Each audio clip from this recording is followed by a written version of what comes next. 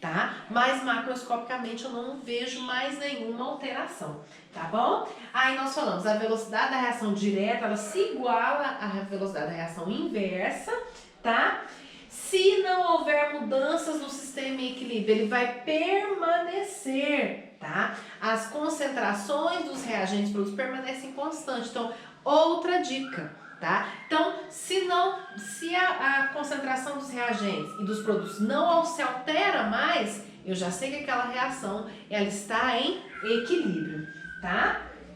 E o equilíbrio, né? Então isso só ocorre em sistema, só dá para eu analisar que uma reação chegou no seu estado de equilíbrio quando estamos em sistema fechado, tá? Por quê? Porque às vezes algum dos produtos, ele é gás, então ele sai. Então pode, né, se eu deixar um sistema aberto, pode ter introdução de partículas ali, alterando totalmente o equilíbrio. Então, uma reação ela está em equilíbrio só em sistema quando estiver fechado.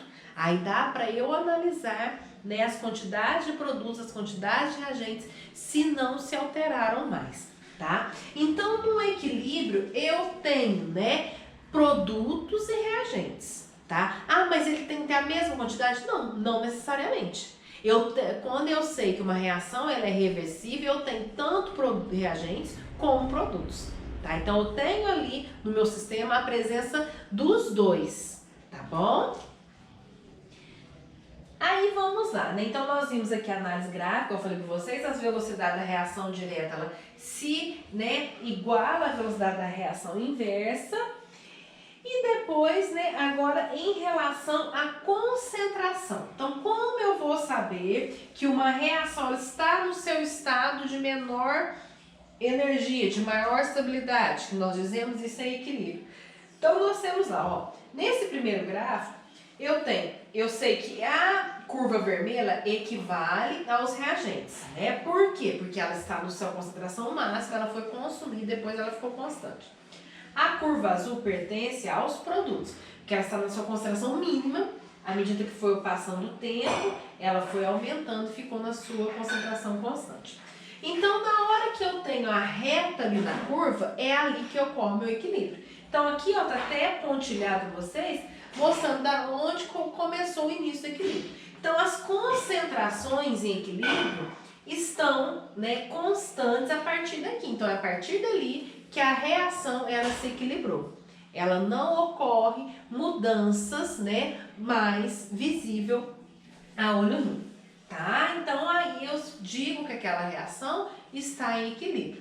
Se não houver um fator externo para alterar, ela vai permanecer ali para sempre, tá? Só que o equilíbrio aqui, ó, então qual que vai ser a maior quantidade, analisando esse primeiro gráfico, então, se eu pegar lá o recipiente, eu sei que eu vou ter maior quantidade de reagentes do que produtos, porque olha a quantidade de reagente, olha a quantidade de produto, tá? Então, aquela minha reação ela está em equilíbrio, eu tenho partículas de reagente e produto ali dentro, só que por esse gráfico eu vou ter maior quantidade de reagentes do que produtos, tá?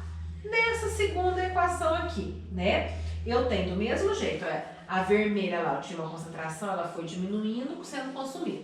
A azul eu tinha zero, foi, né, aumentando até ficar constante. Então, o meu equilíbrio ocorre a partir desse pontilhado, na hora que as curvas ficam constantes. Então, ali eu já tenho situação de equilíbrio. No meu equilíbrio eu tenho presença de reagente e de produto. Só que nesse segundo caso, quem vai estar em maior quantidade? Os produtos, olha que a quantidade está bem acima dos reagentes. Então, a quantidade dos reagentes é menor que a dos produtos, né? Olha lá, os reagentes é o N2O4, os produtos NO2. Então, nesse caso aqui, se eu estiver ali analisando o meu reagente, eu sei que eu tenho muito mais moléculas de produtos do que reagentes, embora eu tenha os dois, né? Sempre eu tenho, no equilíbrio eu tenho tanto reagente como produto, que é equilíbrio só com reações reversíveis, tá? Só que quando chegou no equilíbrio, aquelas concentrações não mudam mais, elas ficam constantes. Só que dá para eu prever que eu vou ter nessa reação mais produto do que reagente, tá? E a última, né, o último gráfico aqui, a gente fala que é o equilíbrio propriamente dito, que é o equilíbrio, né, morno, é um fantástico mesmo, em que eu vou ter, né, as reações constantes, só que a quantidade de reagentes de produto vão ser iguaizinhas. Olha lá, ó, eles ficam na mesma linha constante. Então a gente fala que esse é o equilíbrio perfeito, né? Em que eu tenho uma situação que as concentrações não vão alterar e, além do mais, as concentrações de produto e reagente são idênticas, né? Eu vou ter naquele recipiente a mesma quantidade de moléculas de produto e de reagentes, tá bom? Então, essa foi a nossa aula, né? Referente ao módulo 22, aula muito importante, né? Que nós vamos começar a entrar nessa questão do equilíbrio químico, tá? Vocês farão para mim os exercícios da página 321 e daqui a pouquinho na nossa videoconferência a gente vai fazer a correção, tá bom? Até a próxima, bons estudos.